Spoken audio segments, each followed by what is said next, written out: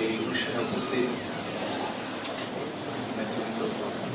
আমার সামনে উপস্থিত সনাতনী ধর্মের ভাই ও বোনেরা, আমার আন্তরিক শুভেচ্ছা।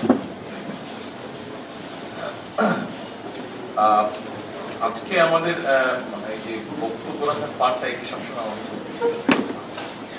আমি যদিও রাজনীতি করি, তবে বক্তব্য রাখতে খুব স্বাচ্ছন্দ্য।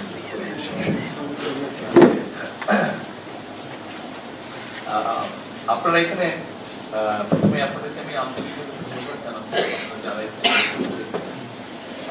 আপনাদের সমর্থন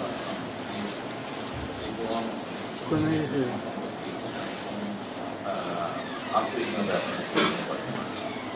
আপনাদের বক্তব্যের মধ্যে আপনারা অনেকগুলো প্রত্যাশার কথা বলেছেন, সমস্যার কথা বলেছেন। অর্থাৎ প্রত্যাশা এবং সমস্যার কথা যখন বলেছেন, তার মানে কিন্তু একই সাথে বিষয়টা আমার জন্য দায়িত্বের মধ্যে চলে আসে। আমি হয়তো এখন সুন্দরভাবে বলে দিতে পারি আমি এই তো বই তো বসে থাকবো, বসে থাকবো। টু বি অনেস্ট, আমি কথাটা বলতে চাচ্ছি না। যেহেতু আপনারা একটা বিশ্বাস নিয়ে, প্রত্যাশা রেখেছেন, যে বিশ্বাস নিয়ে আমাকে কিছু দায়িত্ব দিয়েছেন, আমি এটার উত্তর চেষ্টা করবো দিতে কিছুদিন পরে অর্থাৎ আমি যদি আল্লাহর মধ্যে নির্বাচিত হই, বিএনপি হিসেবে সরকার গঠন করলে, তখন আপনাদের এই প্রত্যাশাগুলো পূরণ করার মতো সামর্থ্য আমার সক্ষমতা আমার হবে। কাজে আমি কখন জিনিসটা করতে চাই, কাজগুলো করতে চাই, কাজেই আমি মনে করি না এখনো সেটা আপনারা বলেছেন প্রত্যাশা নিয়ে ওরা দায়িত্ব নিয়েছি, আমি জিনিসটা শুনেছি, আমি জিনিসটা ধারণ করেছি, বাস্তবায়ন আমাকে করতে হবে আমার সুযোগ আসতে পরে। এখানে একটা জিনিস আমি একটু উল্লেখ করতে চাই। দেখুন, ৭১ সালে যখন আমরা যুদ্ধ করেছিলাম, তখন কিন্তু আমরা কেউ দেখিনি কে মুসলমান বা কে সনাতনী ধর্মের ধর্ম, বর্ণ নির্বিশেষে সবাই আমরা যুদ্ধে ঝাঁপিয়ে পড়েছিলাম। ৯০-এর গণ আন্দোলনেও কিন্তু ব্যাপারটা এরকমই হয়েছিল। দলমত নির্বিশেষে, ধর্মবর্ণ নির্বিশেষে আমরা ঝাঁপিয়ে পড়েছিলাম। এমনকি বিগত যে গণ অভ্যুত্থান, সেই গণ অভ্যুত্থানেও আমরা কোনো ধর্ম দেখি, আমরা শুধু দেখছি মানুষ। আপনাদেরকে আমি অনুরোধ করবো, যে কথাটা আমি সবসময় বলি, যে থাকতেই পারে, ঠিক আছে, ধর্ম থাকতেই পারে আলাদা, সেটা বিষয়। কিন্তু আমরা সকল সময় যেন ভাবি আমরা যে আমরা এই দেশেরই সন্তান, এই দেশেরই নাগরিক। আমার যতটুকু অধিকার আছে এই দেশের উপরে, ঠিক আপনার ততটুকু অধিকার আছে, কম না বেশি না, আমার থেকে কম না বেশি না, আমারও আপনার থেকে কম না বেশি না, আমাদের অধিকার সমান। কাজেই প্রত্যেকে আমরা বাংলাদেশি এবং প্রত্যেকে এই দেশের নাগরিক। নাগরিক হিসাবে আমাদের প্রত্যেকের প্রতি প্রত্যেকের যখন দায়িত্ব আছে, ঠিক একইভাবে আমাদের প্রত্যেকেই রাষ্ট্রের প্রতি এবং রাষ্ট্রেরও আমাদের প্রত্যেকের প্রতি দায়িত্ব কর্তব্য আছে। আজকে আমি একটা প্রার্থী হিসাবে আপনাদের সামনে কথা বলছি। প্রার্থী হিসাবে প্রার্থী হিসাবে আপনারা যদি প্রত্যেকে ভোটার প্রার্থী হিসাবে কথা বলছি। প্রার্থী হিসাবে আজকে শুধু আপনাদের কাছে আমি ভোট চাইবো, আপনাদের দোয়া চাইবো, সহযোগিতা চাইবো, সমর্থন চাইবো। আমার সুযোগ হলে পরে কতটুকু করতে পারবো এটা বলতে পারি না, তবে একটা কথা একটু আগে আমাদের সেই বক্তব্যে উনি বলেছেন। দেখুন, কিছুদিন আগে আমার মা মারা গিয়েছেন। আপনারা দেখেছেন মানুষ ওনাকে ওনার কিভাবে সম্মান দিয়ে বিদায় করেছে। এখানে অনেকেই আছে যারা হয়তো দেখেছেন আমরা যখন মারা গিয়েছিলেন দেশের মানুষ কিভাবে তাকে সম্মান দিয়েছিলেন।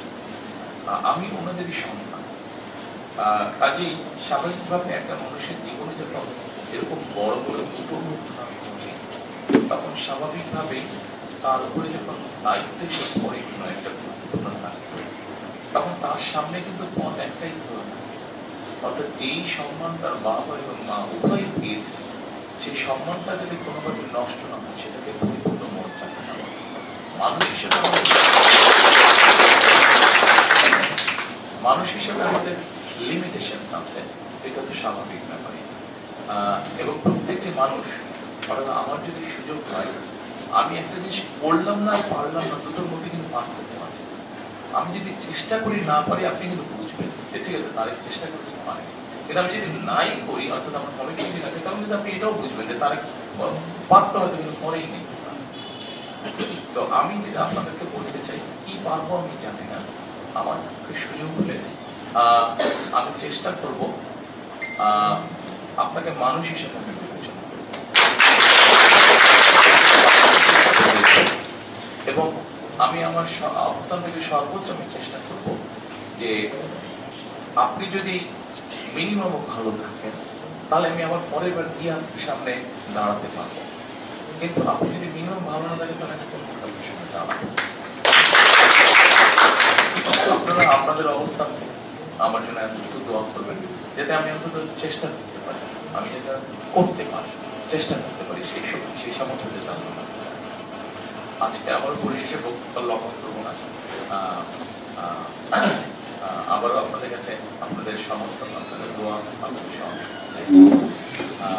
আসুন আমরা সকলে মিলে চেষ্টা করি আমাদের এই বাংলাদেশকে একটু বেটার করার জন্য। অনেক কিছু করতে চাইছি না, অন্তত অল্প একটু বেটার করার জন্য, যেখানে আমরা সকলে মিলে একটি নিরাপদ অবস্থানে থাকতে পারি। আমাদের কাছে প্রায়োরিটি হচ্ছে, আজকে আমরা বলেছি, আমাদের ম্যানিফেস্টো প্রোগ্রামে বলেছি যে আমাদের কাছে অন্যতম একটা প্রধান প্রায়োরিটি হচ্ছে মানুষের নিরাপত্তা। সেটা ধর্ম বর্ণ নির্বিশেষে সমান। আপনি যদি নিরাপদে চলতে পারেন, আপনি যদি নিরাপদে আপনার ব্যবসা বাণিজ্য চাকরি বাকরি করতে পারেন, আপনি যদি নিরাপদে আপনার পরিবারকে করতে পারেন, এই পরিস্থিতিতে আমরা বিশ্বে চাই, আমাদের মধ্যে সুযোগ হলে এই পরিস্থিতি। আজকে আমাদের আশেপাশে অনেকগুলো ঘটনা ঘটছে, আমি সেই এক্সপ্লেনেশনে গেলাম না, আপনারা খুলে রাখেন, আপনাদের অনেক কিছু আপনারা বুঝতে পারেন। কাজেই আজকে আমরা যাতে যারা শান্তিতে দেশে থাকতে চাই, আমাদের মনে হয় সকলকে ঐক্যবদ্ধ হওয়ার সময় এসেছে। এটা ধর্মকে যে আমরা বিচার করবো না, এটা আমরা মানুষ হিসেবে বিচার, মানুষ হিসেবে আমরা বিচার করতে চাই। কাজেই এখানে আমাদের সকলকে একসাথে দাঁড়াতে হবে, যারা আমরা শান্তিতে থাকতে চাই। এবং আমি যেহেতু রাজনীতি করছি, সেই জন্য আপনাদের সহযোগিতা আমার একান্ত আপনাদের সমর্থন পেলে আমার সর্বোচ্চ শক্তি দিয়ে আমি সেই কাজটা করার চেষ্টা করবো। একদম সকলে ভালো প্রত্যাশা আপনারা আমার কাছে বলেছেন, দোয়া করবেন, সেই প্রত্যাশাটা